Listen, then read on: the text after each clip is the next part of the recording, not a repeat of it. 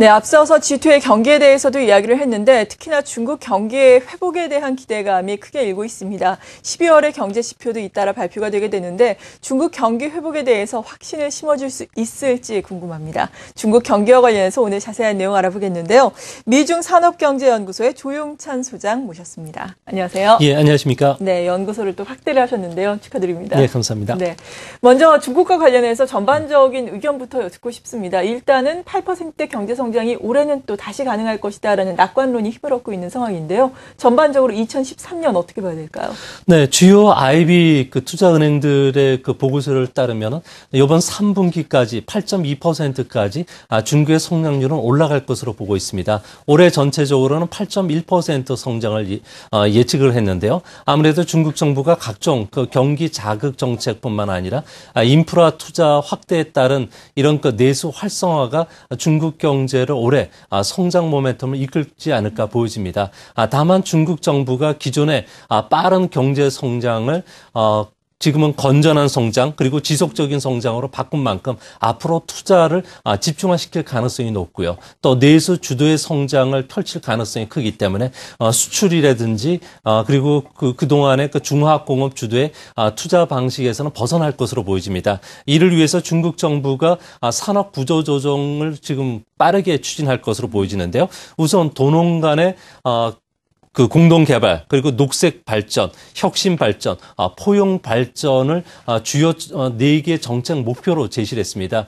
이에 따라서 실천 목표가 중요한데요. 중국에서는 이제 첨단 산업 육성을 국책 산업으로 진행을 시키고요. 그리고 1,400조 원이 들어가는 새로운 도시화 산업 그리고 새로운 정부화 그리고 도시와 농촌 간의 균형이 있는 발전과 관련된 4개 화 정책을 앞으로 집중적으로 펼치게 됩니다. 이에 따라서 우리나라에도 적지 않은 영향을 끼치게 될 것으로 보여지는데요. 당장 중국 정부가 청정 에너지원 개발뿐만 아니라 스마트 시티 건설과 관련된 쓰레기 소각장을 확장시킬 예정으로 있습니다. 우리나라의 LG 상사와 같은 기업들은 이미 이런 부분에서 모델을 갖고 있기 때문에 더 확대될 소지가 크고요. 전기 자동차 충전 시설이라든지 오폐수 처리 그리고 재생에너지 기지 건설 쪽에는 우리나라 기업들의 기술력이 중국보다 앞서 있기 때문에 아마 이런 부분에서 올해는 특수가 일어나지 않을까 보여집니다. 특히 중국에서는 소비 고도화 그리고 홈쇼핑이 붐이 불고 있습니다. 이로 인해서 우리나라의 비내구재 수출이 지금 큰 폭으로 늘어나고 있는데요. 여성 의류라든지 여성용 가방, 스타킹 그리고 의약 관광, 화장품뿐만 아니라 웰빙용 상품인 유아용 분유, 음식료, 커피뿐만 아니라 녹즙기까지도 지금 특수가 일어나고 있습니다.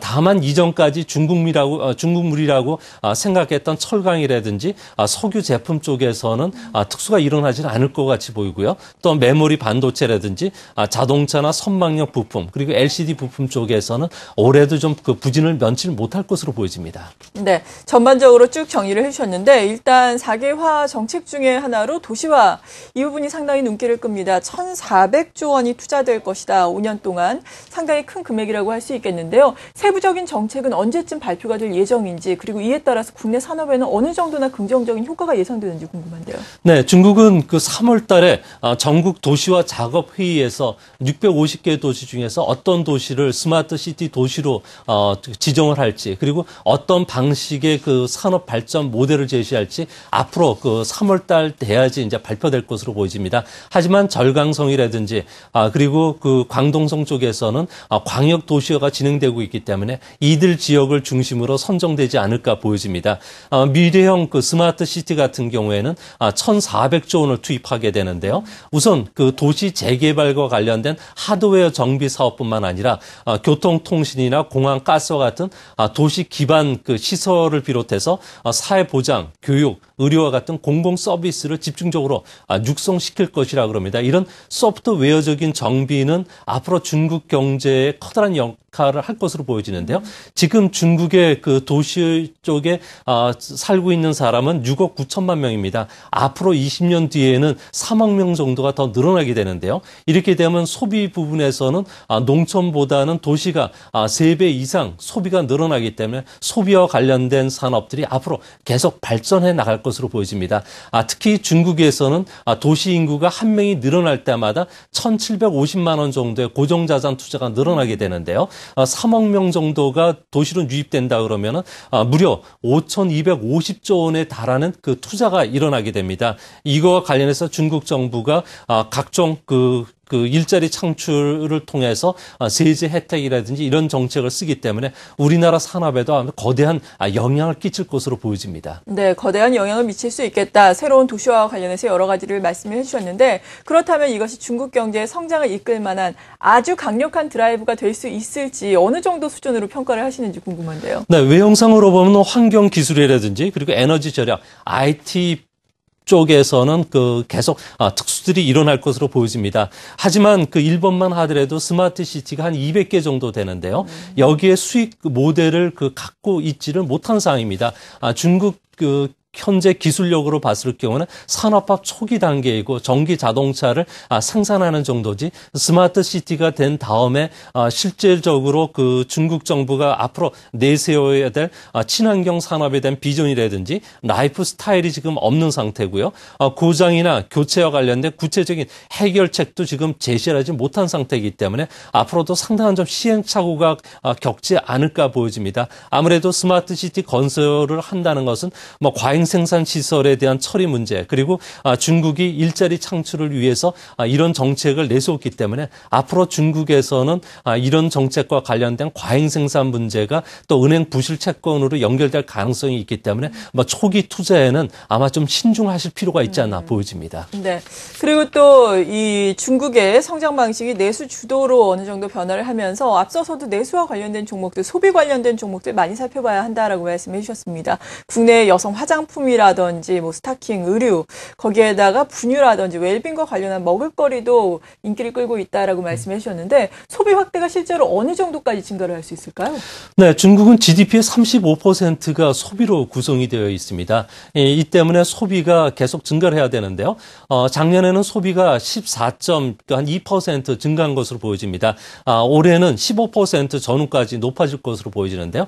중국 정부가 소비를 자극시키기 위해서 앞으로 최저임금도 계속 인상시켜 나갈 거고요. 또 호구 제도뿐만 아니라 세제 개혁 그리고 일자녀 정책을 완화시켜 줄 것으로 보여집니다.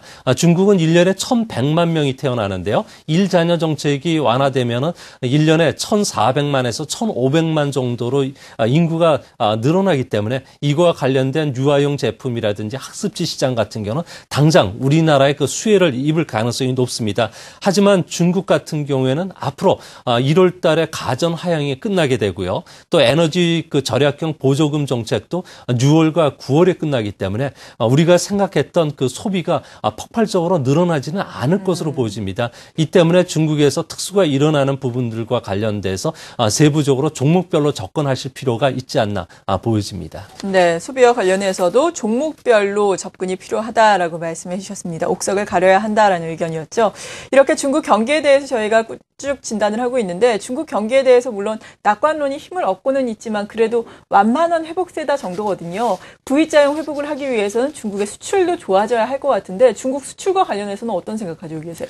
네, 중국은 GDP에서 25%가 수출입니다. 또 한 360만 개 민영 기업들의 대부분이 수출 기업에 종사하고 있기 때문에 아무래도 일자리 창출에서는 수출 기업이 미치는 영향이 상당히 큽니다. 중국은 올해 수출 목표가 작년에 6%보다는 1% 올라간 한 7% 정도로 될 것으로 예상이 되는데요. 여전히 수출은 미국의 경기 위축뿐만 아니라 유럽의 재정 위기로 인해서 상당 부분 빠른 성장이 좀 힘든 상황입니다. 이 때문에 중국 정부는 수출과 관련된 여러 가지 보조금 정책들을 앞으로 펼칠 가능성이 높아 보이는데요.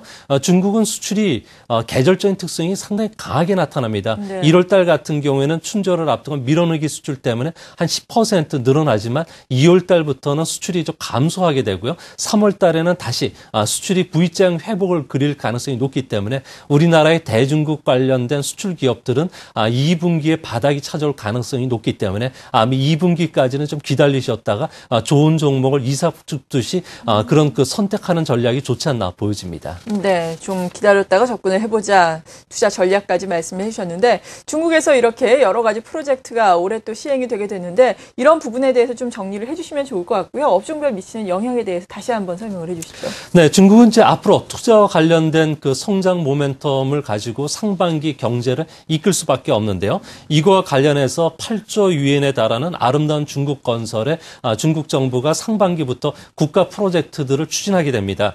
또한 600만 호 서민주택 건설도 시작이 되고요. 또 국가급 프로젝트인 그 철도와 관련된 또 그 원자력 발전과 관련된 인프라 건설이 앞으로 크게 늘어날 것으로 보여집니다. 이에 따라서 이거와 관련된 그 중국과 관련된 특수인 봉형 강유라든지 그리고 LT형 그 강판 그리고 그 스테인리스강 같은 경우에는 철강 경기가 위축에도 불구하고 계속 호조세를 이어갈 것으로 보여지고요. 특히 중국 같은 경우는 하반기에는 환경과 관련된 서비스 부분에 투자가 계속 일어나게 됩니다. 이거와 관련된 환경 서비스와 관련된 우리나라 그 우수 기업들이 중국에 속속 진출하고 있기 때문에 이거와 관련된 종목들을 이제 그 1분기 말서부터 좀 그 편입 비중을 높여셔야 되지 않나 그렇게 보여집니다. 네. 그리고 마지막으로 간략하게 이번 주에 12월의 주요 경제 지표가 발표가 되는데 물가에 대한 우려가 조금 있는 게 사실이거든요. 물가 부분은 어떻게 생각하시는지 정리를 해주시죠. 네, 지금 중국의 그 물가 상승을 이끄는 것은 수입 물가하고요. 돼지고기 가격 상승입니다. 수입 물가 같은 경우에는 8월 달을 바닥으로 해서 계속 상승 추세를 타고 있고요. 그리고 돼지고기 가격은 보통 3년 사이클을 그리는데 지금 그 7월 달을 바닥으로 해서 서서히 회복이 되고 있습니다. 특히 하반기에 들어가면은 수입 물가뿐만 아니라 돼지고기 가격 상승으로 인해서 중국의 물가 압력이 커지게 되는데요. 이 때문에 하반기에는 한 번 정도의 금리 그 인상이 있을 것으로 예상이 됩니다. 하지만 아직 상반기까지는 물가 상승 압력이 그렇게 세질 않기 때문에 춘절을 전후해서는 중국 정부가 지준율을 한 차례 정도 더 인하할 여지는 있다고 보여집니다. 네, 잘 알겠습니다. 미중산업경제연구소의 조용찬 수장이었습니다. 감사합니다. 예, 감사합니다.